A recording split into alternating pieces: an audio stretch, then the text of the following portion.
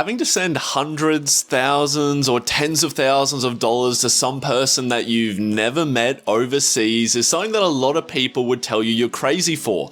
And it's definitely one of the scariest parts of the e-commerce journey. So ensuring that you have a good relationship and you're able to negotiate with a supplier is one of the most common areas that I see people do wrong. Now, I myself was absolutely horrible at this when I first started. I feel so bad asking for people to do things cheaper than they actually do. Whenever I go overseas to any of these places and I talk to them, they're like, this is the price we do for it. And I'm like, can you do it for like 50 cents cheaper? And they're like, no, we can't. And I'm like, all right, sorry, I'll do it for double the price. Like, I instantly used to fold, and even now, like, I still get stressed about it, but I have strategies in place that help me to cope with it and help me build on that relationship so it's easier and easier every single time. Now, whether you're just starting on your Amazon journey or you've placed a couple of orders, there's always room to get better at negotiating with a supplier and improving on your relationship. So there's strategies in this video that everyone will be able to adapt. If you find that you want a bit more information on this topic or you want to go through some more advanced level trainings, we have a free training session coming up soon that you can reserve your spot for down below. I'm going through some higher level concepts because I've got some more time to spend with you live, and also have a bit of a look through what we do in the Amazon Australia University that we're about to launch. The pre-access special is still on. We launched the program in another 2 weeks time, but you can get in now and get the pre-access special, which is actually over $500 off. Once the program goes live, it will be going back up to our regular price, but I've just added a heap of new content that's targeted at people who are just starting in the Amazon journey, and then we still have all of our other stuff that's there for people who are maybe a little bit in or they've just started selling. There's something for everyone at every part of the journey, and I've just included a new section that's for in the future for if you want to sell your business as well. So click the link in the bio if that's something that interests you, but otherwise let's get straight into the video. So the first essential point when working towards negotiating with a supplier is to act professional. Now, I know this might sound super simple and straightforward, but it does play a big part in the relationship that you end up having. Now, from the start, even if you are a smaller seller and it's your very first time, you have to fake it till you make it.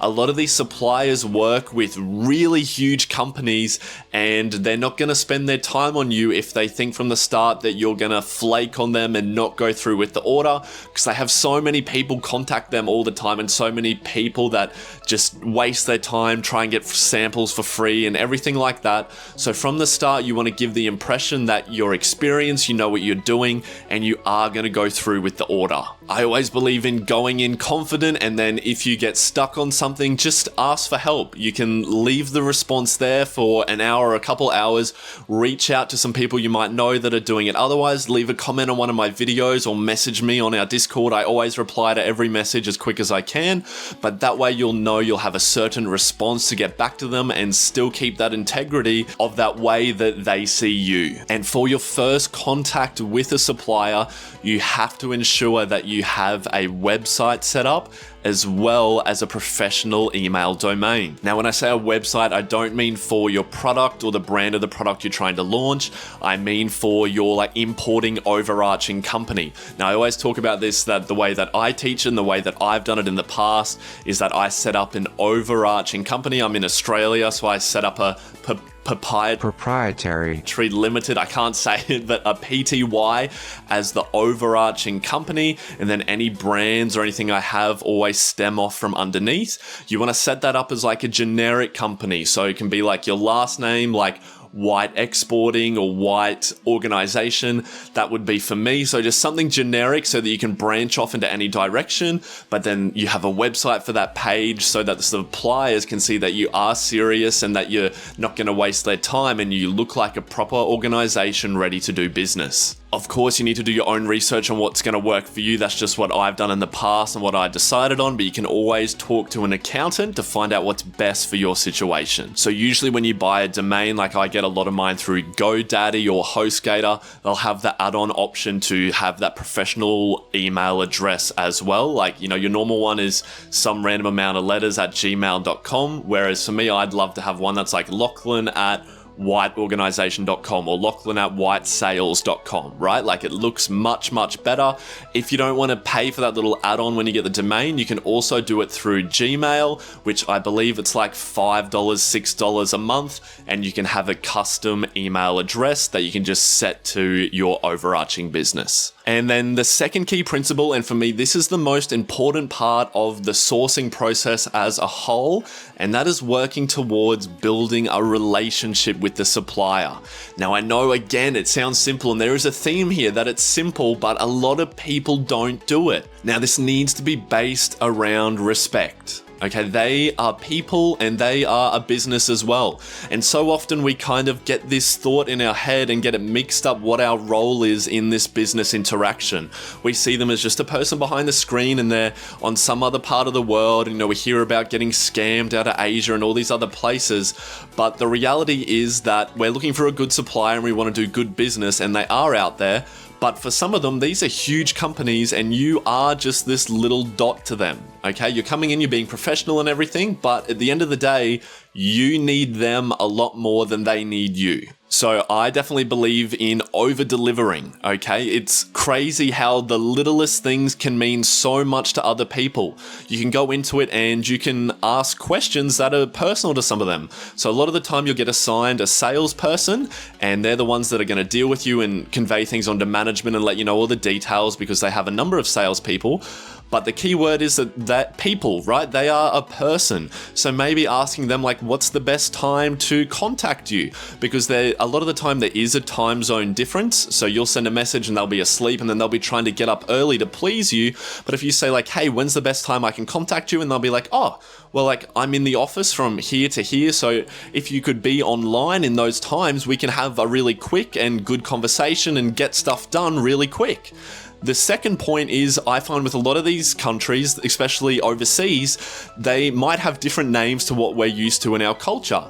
And a lot of the time they'll send through their full name and it can be hard to pronounce, or you're not sure what order their name is in. So I personally always like to ask, like, hey, just wanted to check, is this what it's okay for me to call you, or how would you like me to pronounce your name? And a lot of the time the culture is in these Asian countries that if you use their wrong name or you type it wrong or you're pronouncing it wrong, they're not going to correct you, because for them it's rude to correct people and they're just going to leave it. And for a lot of people, the most important part in influencing someone is saying their name and saying it correctly. So if you're incorrectly using their name all the time or using the wrong name, even though they won't say anything and they're not going to be hugely offended, it's probably playing in the back of their mind and it's not having as big an impact as if you were calling them what they preferred to be called. And then the third thing you can ask them is like, what's their preferred method of communication? Now, you do want to keep like your payments and everything done through Alibaba, especially at the start, just so you have that trade assurance. But maybe it's difficult for them to go through Alibaba. Maybe they prefer to go through WhatsApp or WeChat or a different platform, especially, they might want to move away from emails. And for a lot of them, like, English isn't their first language. So maybe they are trying not to get on calls with you, or they're nervous to get on calls with you. And if you can understand that and offer these other options, a lot of the time they'll be really appreciative because they can take the time, get the translation done properly. Then you're not frustrated, they're not anxious about it, and nothing gets lost in between. And having a good relationship with your supplier can save you in so many situations. A personal story I had is I had a big issue with my shipping, of which I had conveyed with a 3PL. They're people who ship it for me, and they were going to send my contents to a completely wrong destination. And I told my supplier the other destination. There was just a mix up in the communication. But because I had a good relationship with that supplier, with that salesperson, and they actually cared about me, a lot of the time the suppliers, the shipping people would come and they just be like, look, this is just another order to us. We're just going to give it to you. And it would have been shipped to the wrong place and I would have to pay a huge fee to then get it shipped somewhere else. But because I had this relationship with the supplier, the shipment people arrived and they said, hey, look, that's what Locky hasn't told us. We've been communicating with Locky and we want this order to be as good as possible. We're just going to hold it. You're going to have to come back another day. And then I ended up finding that out from them, and they literally saved me thousands of dollars from doing that. And I was so right? Of course, like I was so grateful. So a lot of the time, these little things that you do that you wouldn't even think of a lot of the time can go a long way. And then of course, 3 now, when we actually come to negotiating. Now, to be honest, your first order is always going to be the hardest, okay? It's usually your tester order. You're not sure if you're going to go ahead with the product. You want to see how it works out. So usually I encourage people to do a smaller order, which for a lot of the suppliers, they have bigger MOQs. You know, I said they work with big companies, and the bigger the amount of units is you order, the lower the prices you can do. So if you're doing a low amount of units, it then is in turn that your price is going to go up. So you can't expect to get the bottom dollar price when you're only placing a smaller order with them. And I know, like I said, they're a business as well, right? So many people come out and they try to absolutely rip them off, and they nail into them, and they're ruthless. But you have to realize that these suppliers might say yes, and they're like, okay, like we're going to go with it. But they have to make money, right? They have to make money, otherwise they're not going to do it. So they're going to cut costs somewhere else, somewhere that you can't see. Maybe they use the worst possible screws or the lowest quality glue, so that then they're still making money. Your product gets all the way over to Amazon, and then there's all these issues with it, and then there's nothing you can do, right? You can have documents in place and everything, but at the end of the day, they're on the other side of the world, and the strongest thing that's going to protect you is if they actually like you and you have that relationship with them. So your first order, don't absolutely try and rip them off, okay? As you place more and more orders and your quantities go up and your relationships get closer and closer, you're gonna be able to ask for better and better deals. But the other thing to consider is you don't always have to negotiate on price. You do have the option to say, hey, like I'm happy to do this price up here, but I really am gonna need a lower MOQ, so you can go lower again. You can also negotiate on shipping. Maybe you'll say, hey, yeah, we're happy to pay this premium price if you can ship it for free, or you can do a discount for us on shipping, or maybe you store a bigger order for us, or maybe our next order, we only pay a smaller percentage up front, or you help us with funding on a bigger order. Do you see that like the negotiation can go as far as how creative you are, how good your relationship is, and what sort of deal you can imagine creating? And then if you do end up coming back to price, just remember that in these countries, they do expect you to negotiate, okay? So the first price you're gonna get, regardless, is probably gonna be higher, okay? So like I said at the start, I get a bit anxious and a bit nervous still with going back with a cheaper price, but that's what they expect you to do, okay? So don't feel bad. Don't try to absolutely rip them off, but go in with a lower price. They're probably gonna come back then with a counter offer. So you can say, hey, thank you so much for the quote. Thank you so much for the counter offer. Could we maybe still meet in the middle? We're wanting to do a tester order so that we can get in, still make profit on this order. And we really want to build a long-term relationship so that we can place bigger orders in the future.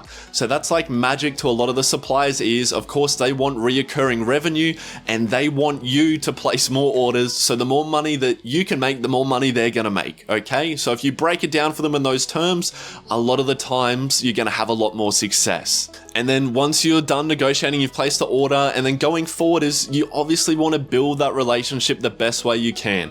So like I said, they're people too, little things go a long way. Make sure you let them know how thankful you are every time they do something that benefits you. Okay, I've worked with horrible suppliers, and they're so rude, they try and rip you off at every corner. So if you build a relationship and they are nice in any way, make sure you let them know how thankful you are. And then even little things like finding out when their birthday is, sending them a card, sending them something for Christmas. It can just be a little handwritten message. You'd be surprised how few people do it. And especially being a smaller person at the start, it's the easiest way to stand out, and it takes almost no effort to do it. So be confident, focus on your relationship, and just remember they are people too. So if you have any questions on this topic, guys, please leave a comment down below or send me a message in our group Discord. I always reply to everything as quick as I can. And if you feel like you got any value from this video, please leave a like and consider subscribing. It helps me out so much and it lets me make bigger and better videos for you guys. And I've personally picked these two videos here that I think are great to follow on from this topic, and they're going to help you progress on your Amazon journey even quicker. But I'm so proud of you guys for continuing on this process. I know it can be hard, but I believe in you. And remember, you're only one product away from living the life of your dreams. Free training link down below. I'll see you in the next video. Peace.